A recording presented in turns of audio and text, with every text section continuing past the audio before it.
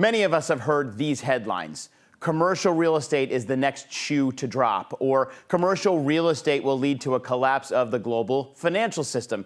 And I love this one. Zombie offices permeate cities across the U.S. So here we go. The question is it a good time to be thinking about investing in the real estate space, and especially in this current climate? We're going to find out right now on UBS Trending.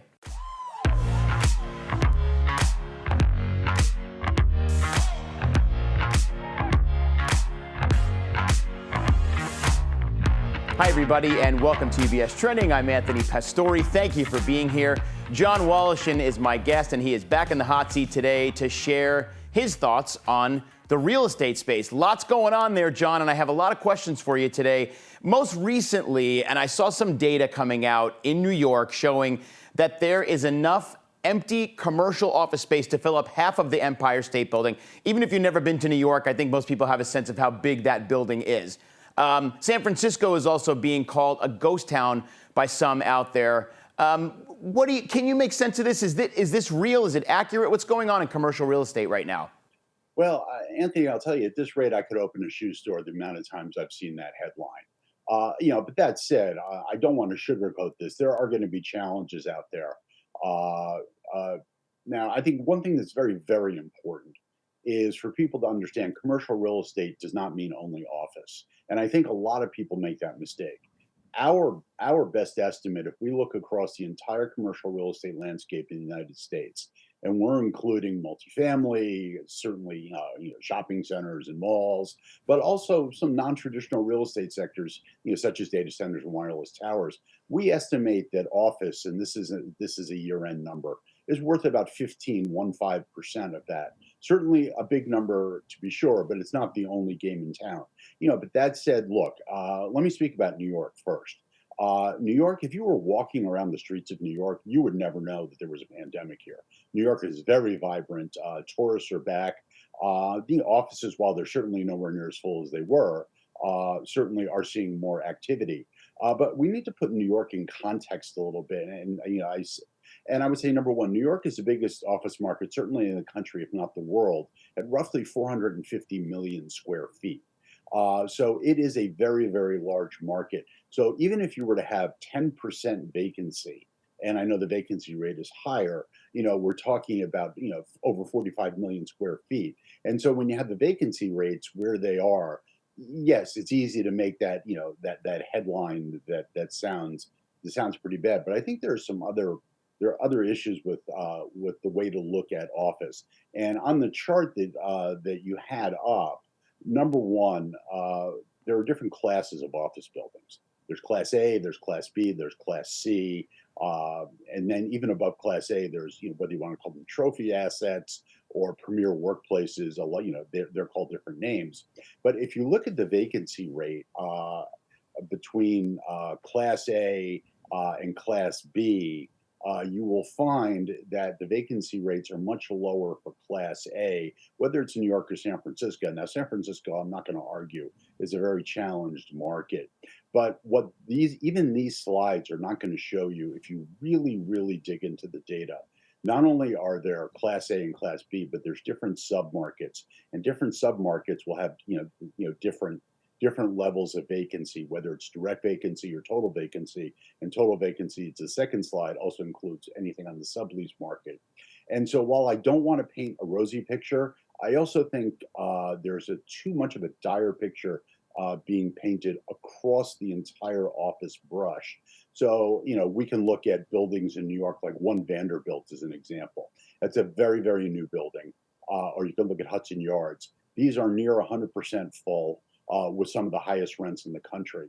And so certainly, if you look at the vacancy rate and you say, wow, they look elevated, well, they are. But again, you have to segment this by submarket, literally by block, if you will, and also building quality. So to be sure, there are challenges in all the major cities, especially downtown metros, which suffered very, very significantly during the pandemic.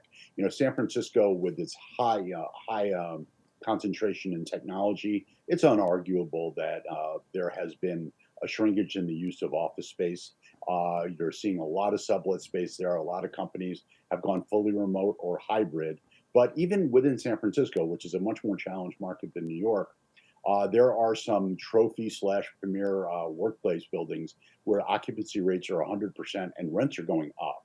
So it's again, I just want to make sure that people are really digging into the data here. Yeah, there's a lot there to digest, John, and clearly, as there was so much to talk about, especially, and every city is different, every metropolitan area is different, we know that. But something else that comes up a lot, especially in conversations with friends, is these local smaller businesses, especially in these big cities. If you have no people going to the offices in cities like San Francisco, what happens to the local coffee bar? What happens to the local, boutique shops? Is this a problem, like retail space, these smaller brick and mortar stores? What happens to these companies, these family businesses?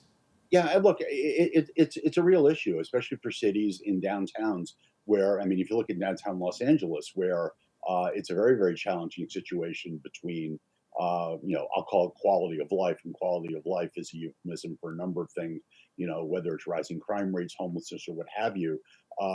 These are real issues, and so without a higher degree of and frequency of office occupancy, some of these are going to be challenged. It's unarguable. But the important point to bring up here is not to extrapolate that into all retail is bad. This past week, the International Council of Shopping Centers had its annual meeting in Las Vegas, and the data coming out from the shopping center companies was very bullish in terms of leasing activity, net store openings. So I mean, I think look, like every sector, commercial real estate is very, very nuanced. Yeah. But in those cities where we do have challenges, quality of life challenges, and return to office, no doubt there is going to be impact to some of these, whether you want to call them mom and pop shops, whether you want to call them local businesses, because they do thrive on that frequency of being in office. Right. Obviously, foot traffic is really important for those kinds of those businesses.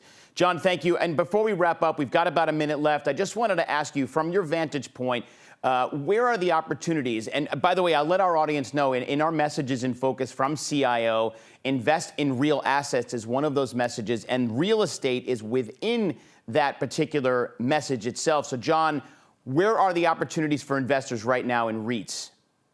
Well, if we're talking about REITs, publicly traded REITs, right now the sector has been certainly challenged. It had a very poor 22, and after a good January, it's been a challenging place to be, and for a variety of reasons. Between rates, between concerns about the economy, between people really taking money out of defensive areas, including real estate, and going into growth tech. So we think the near-term outlook for REITs is challenging, and this is why we have a neutral view. But looking out, past 12 months over the next, we would say to clients who have several year time horizon, we think there are a number of attractive individual companies and subsectors which we think are being kind of tossed out with some of the more challenging areas. And again, I think part of this is certainly a function of too much emphasis being put on commercial real estate equals office. And like I said, if you look within the REIT sector, office represents, as a proportion of market capitalization, maybe 5% of property REITs out there. So we think there are a lot of opportunities for those who can buy private real estate and have, don't have liquidity needs and have a longer time horizon. Yes, we think, one of the phrases I like a lot is chaos breeds opportunity.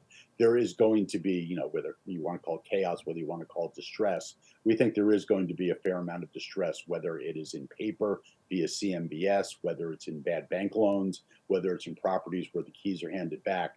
But these are the environments where those who are liquid and have the time horizon, a lot of money gets made over the course of a cycle. And we're happy to talk offline with anybody about, individual markets or individual subsectors. But no doubt there's going to be challenges, certainly for the foreseeable future, both in the REIT market and commercial real estate market. Right. Thank you, John. Yeah, clearly. And as you said, each market is different. So if anybody out there is interested in knowing more about their own local markets or other areas to invest, make sure to talk to a financial advisor who does have access to the John Wallishin, who's sitting here in front of us. John, thanks for being here. Good to see you, and thanks for the insights.